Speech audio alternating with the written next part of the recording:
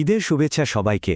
এই ঈদের হাজার হাজার ছবির মধ্যে একটা ছবি কিন্তু সবার মনে আলাদাভাবে জায়গা করে নিয়েছে। জাতীয় ঈদগাহের এই ছবিটা কেন ঈদের দিনে বাংলাদেশের মানুষের মনে এমন একতার অনুভূতি জাগিয়ে তুলল? চলুন এই অসাধারণ মুহূর্তের পেছনের গল্পটা নিয়ে একটু কথা বলা যাক। প্রশ্নটা শুনতে খুব সহজ মনে হতে পারে, কিন্তু এর ভেতরের অর্থটা কিন্তু অনেক গভীর। ছবিটাতে যে দুজনকে দেখা যাচ্ছে তারা কিন্তু দেশের দুটি খুব গুরুত্বপূর্ণ জায়গার প্রতিনিধিত্ব করছেন। একদিকে আছেন প্রধানমন্ত্রী তারেক রহমান, যিনি দেশের রাজনৈতিক আর প্রশাসনিক দিকটা দেখছেন, আর অন্যদিকে জাতীয় মসজিদের সম্মানিত খতিব আব্দুল মালেক সাহেব, দেশের মানুষের ধর্মীয় বিশ্বাস আর প্রজ্ঞার এক মূর্ত প্রতীক। আসলে তারা শুধু সেখানে উপস্থিত ছিলেন, এটাই বড় কথা না।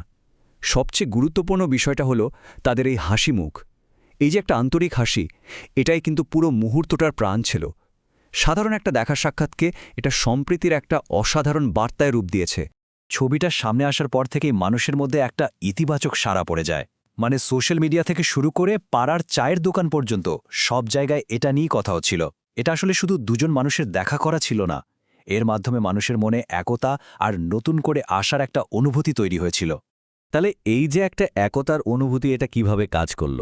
দেখুন, প্রথমত দেশের মানুষ তাদের রাজনৈতিক আর ধর্মীয় নেতাকে একসাথে হাসি মুখে দেখল। এরপর এই দৃশ্যটা হয়ে উঠল সম্প্রীতির একটা জ্বলজ্বন্ত উদাহরণ, যা বিভেদ ভুলে এক হওয়ার কথা বলে।